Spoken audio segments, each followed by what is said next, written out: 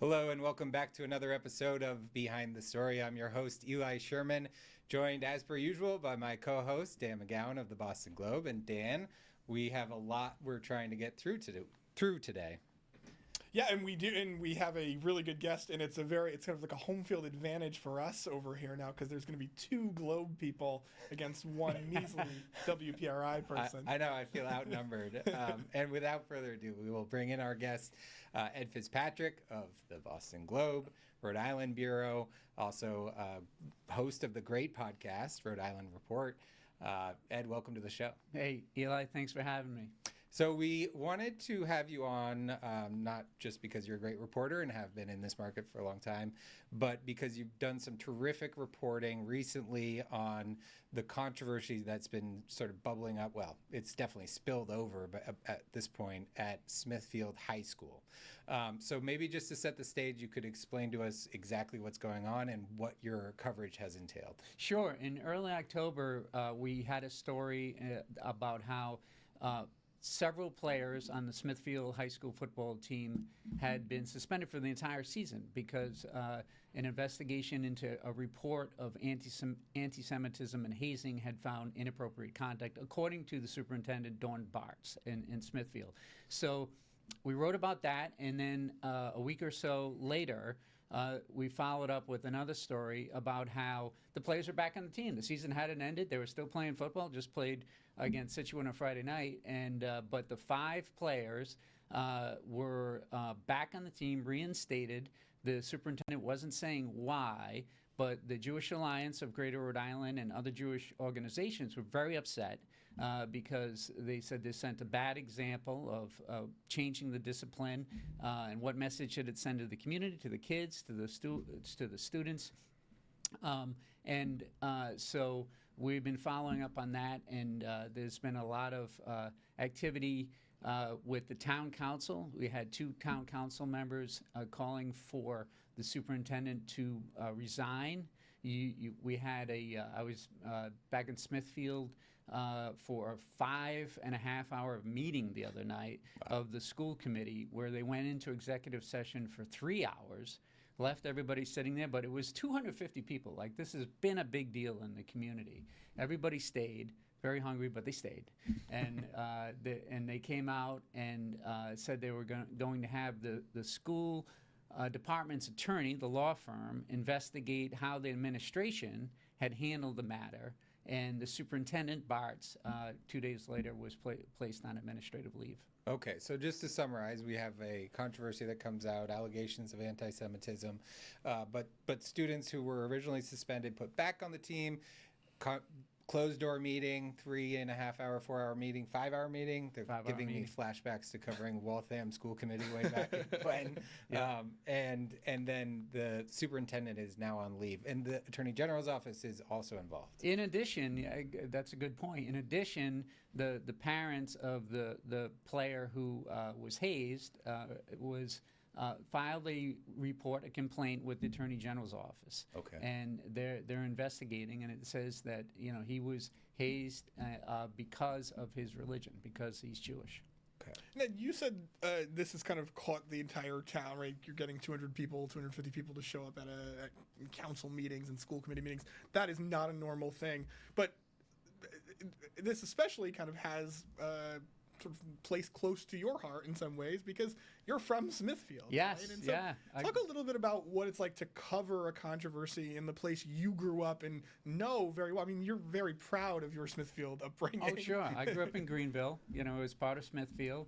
And at the meeting the other night, literally was talking to my next door neighbor that I grew up with, and recognized a lot of people. And it has divided the community. I think you had people out there really concerned about what this says about how Smithfield, people saying this is not Smithfield, we're not anti-Semitic, we're not bigots, we don't hate like this. But you also had an attorney representing the parents of the 5 players who were accused of the anti-Semitism, saying it was basically there was a message they handed out that said, there's been hazing over the years in this high school. It's been happening for years, but it wasn't anti-Semitism. That kid wasn't picked on because of his religion. The attorney basically said that it didn't happen the way that it was being alleged. Is that a fair Yeah, summary? that it wasn't anti-Semitism. The message, the one pager that was handed out talked about how for 10 years that we've had people locked in the bathroom and thrown water at them, like, hey, hazing, but not that kind of hazing. So, but what's so fun, and it's not funny. I just laughed because it's outrageous in 2025 to be hearing about sort of any type of hazing on an athletic team. We've all played sports growing up. We've all been around like hazing culture to some degree, but I feel like there's just nowadays there seems to be no place for it. And yet in this case, let's pretend that there wasn't any anti-Semitism. Hard to believe, but pretend that there wasn't any. It feels like a 1 week or a very light suspension for any type of hazing is a pretty light sentence, so to speak, for athletes. So, I mean, how do you square that away? I mean, why did these kids kind of just get a slap on the wrist for hazing? It's hard to know, because even at the end of the meeting, I went up to Superintendent Bartz and said, well, she gave a statement, but didn't say much in it. And I said, well, I appreciate your statement, but you didn't answer the main question everybody came here to hear, which is why did you change the discipline? And she said, I can't answer that because of the investigation. And I think a lot of that lack of transparency has really fed some of the emotions in this. Yeah. But just to be clear, like the allegation from the student is not just hazing. It's that he was locked in the bathroom and they sprayed Lysol while yelling anti-Semitic slurs, as if he was in a gas chamber. Right. And that's why the Jewish Alliance is saying, look, this is one of the worst instances of anti-Semitism we've seen in years. There's graffiti, there's things like that, but this is outrageous. Yeah, this is not at all like making Ed Fitzpatrick drink too much beer on the Mount St. Charles basketball team, for example. That may or may not have happened. I'm not willing to discuss that at this point. Going back some years now. I want to, you touched on something that I think is interesting in the reporting world, and we've all experienced it, but this is especially true in schools, which is really quite difficult to get insight into exactly what happens within a school grounds. Even if the whole community knows what's going on, generally, there is this sort of iron wall that goes down, even putting a superintendent on leave pending an investigation, but not really divulging many official details of what has been alleged to have happened. And I wonder if you could explain for folks just sort of how you go about trying to get accurate information, what is true, what is really happening when so many people in an official capacity are not giving answers. Yeah, and the attorneys have talked about the privacy of the students, that we can't give out the names of minors and things like that. But I think in this case, there is information that should be shared with the public about why this decision was made. I think that is the question people have. There's been an investigation into how it's handled, so it's been weeks now without answering that key question. Okay. Unfortunately, we have to take a quick break. But when we come back, we will be talking about the role that Rhode Island courts have played in the national legal fights against the Trump administration. Stick with us.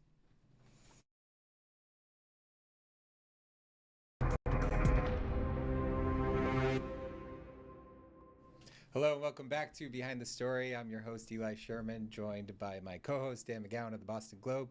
Our guest this week is Ed Fitzpatrick of also the Boston Globe. And we are going to talk about courts and the Trump administration and the role that Rhode Island is playing.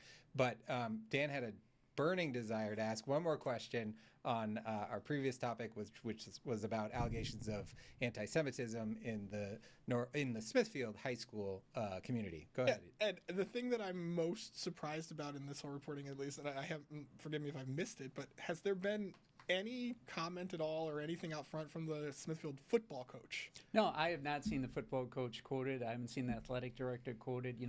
The town council president called for them to also resign. Yeah. They obviously are leaders in this community, and they have a role to play. So, but no, there hasn't been a whole lot of comment other than what you saw from the school committee the other night. For much more of that, too, people can follow Ed's work along with a lot of other reporters who are covering this issue. Very important. Okay, so switching gears here, talking, it seems like there's a new lawsuit on the federal level just about every week at least, aimed at decisions being made within President Trump's administration.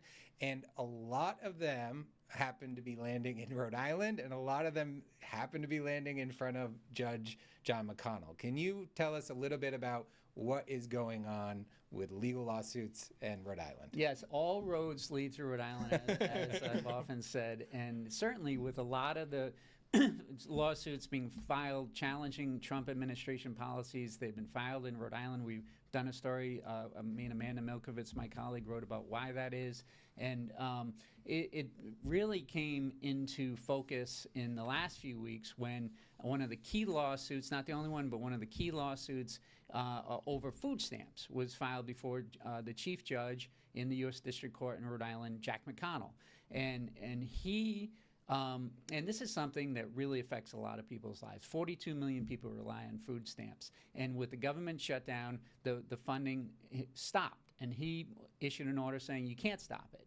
And the legal battle, also up in Boston, but in large part here in Providence, played out in U.S. District Court, and it's still going on today. I mean, it's gone up to the Supreme Court. We're waiting to see what the Supreme Court rules on Thursday on a stay of what's happened. But the bottom line was you had Jack McConnell versus the Trump administration over what will be done with the SNAP money, and he ordered them eventually to pay in full. The full November payments, and they were initially only going to do partial. They didn't do the partial by the deadline the judge had set. So he said, all right, now you have to make the full payments. And you had the Attorney General of the United States saying, who is this guy in one district court in Little Rhode Island telling us what to do? Like, that's not the way. Well, I'm going to the Supreme Court.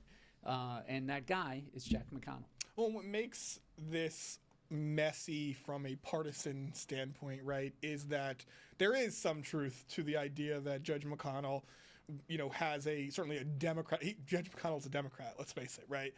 He's appointed by President Barack Obama. Yep. But yeah, go ahead. And is was a big time major donor in the Democratic Party. Certainly has been kind of seen as a kingmaker or a queenmaker in Rhode Island politics for most Democrats. Gina Raimondo is one that comes major to mind. And so what's interesting about this is, I think all of us have gotten sort of a infusion of emails and calls from people who either really, really support what Judge McConnell has done, or from people who say, wait a minute, this is a partisan hack. Now, again, I don't agree with the partisan hack necessarily, but because he's such a donor and because he was such a donor, it makes covering this a little messier because, again, there is some level of truth to the idea that this is a guy who comes from a Democratic background, right? Well, part of the reason all these lawsuits are being filed in the U.S. District Court in Rhode Island is because of who's on the bench here. It's. I believe the term is judge shopping. Yes. Venue, at the very least, venue shopping, and the Republicans do it too. Sure. The lawsuits they filed down in Texas were because of who's on the bench down in Texas. And it also has to do with who the Attorney General is in the state. Right. We've got a very active Attorney General in Peter Nerona challenging these lawsuits, filing them in the local district court right down the street. I think Jack McConnell spoke for a lot of Democrats when he said this is not the way it should be in this country, that we use food as take away food stamps from people at this point. But on the other hand, he's received a lot of criticism from the right, including threats. Right. People have threatened him over the decisions he made even before this case came into focus. So, yeah, I mean, this is an issue that divides people and has politics involved. And I think that if without Judge McConnell being allowed to speak his mind here in this moment, he would also say this is a clear violation of the law, right, that you are violating either civil liberties or the Constitution, whatever legal faction he might be looking at, and making his decisions based on that. But to Dan's point, it is hard not to look at the desire of sort of what might be perceived as anti-Trump administration lawsuits finding their way to Rhode Island, we as reporters have to call balls and strikes, right? There's a reason behind that. I wonder, though, and you mentioned it a little bit, but maybe you can expound on it. He has faced, this isn't just a Rhode Island issue. He has faced threats from around the nation. And how would you say that sort of reflects how much tension there is right now in the legal system in America? Oh, it's right on point with all the tension we're seeing, and it talks about politics today. That it's become much more barbed and nasty than I think it has been at any other time. And I think the president has set the tone in challenging, in criticizing judges and questioning their integrity when he doesn't like the decisions they make. And I think the fascinating thing about this is that this was, and you covered it probably more than Eli and I covered it, when he was getting appointed to the bench. It was absolutely a news story that he had been involved in Democratic politics. Certainly Republicans in the Senate, held up confirmation hearings, things like that. But he gets through. He's been on the bench for more than a decade now, has generally had a pretty good reputation and good record, ends up becoming the chief judge here, and then it all pops up again, right? So it was quiet. It was almost like it was over for a long time. It's not like he's been a Democratic donor for the last, many years. Right. And suddenly, you kind of run into it with the Trump administration and you get an entire new wave, and a much more dangerous wave, to your point. I mean, threats, I think pizzas delivered to his house, and a lot of really ugly things that have happened to him personally. Yeah, he talked about it at a conference about judicial security, and I think he's a perfect example of what's happening to a lot of judges and around the country. All the questions about him being a big Democratic donor have come back. I think people did some Wikipedia searches when they didn't like a decision he made. All right. Well, that is unfortunately all the time that we have with you, Ed. But for folks who want great journalism, be sure to follow Ed's work. He does a terrific job. Ed, thank you so much for joining us. My pleasure. Thank you, Eli. Okay. And when we come back, the stories we wish we wrote. Stick with us.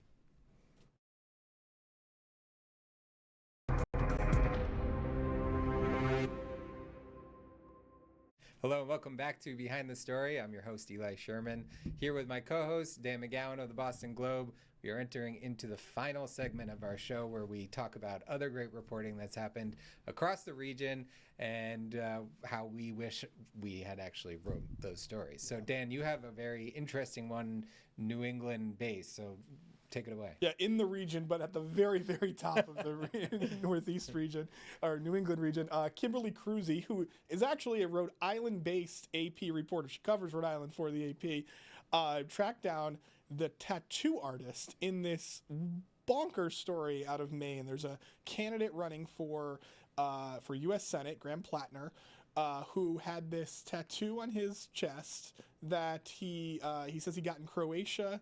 I believe he was in the Marines, and after a drunken night, it sounds like, he got this tattoo, and it turns out that it was, it was very much a Nazi symbolism. And he didn't realize it, went long years and years and years, decides to run for the U.S. Senate, and somebody realizes, boy, you definitely have something on your chest that you should not have. And so he goes to a friendly tattoo artist who supports him, and they cover it up basically, which is revamp it. Yeah, which is common in tattoos if you regret the tattoo you got.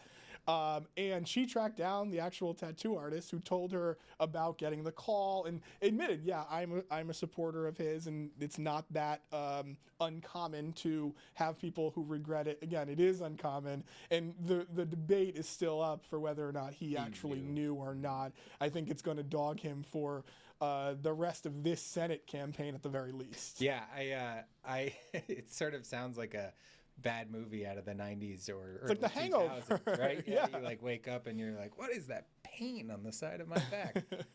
But good reporting and good find. That always in reporting and finding that sort of new angle on a story that everyone is talking about. Great job by Kimberly. She did terrific.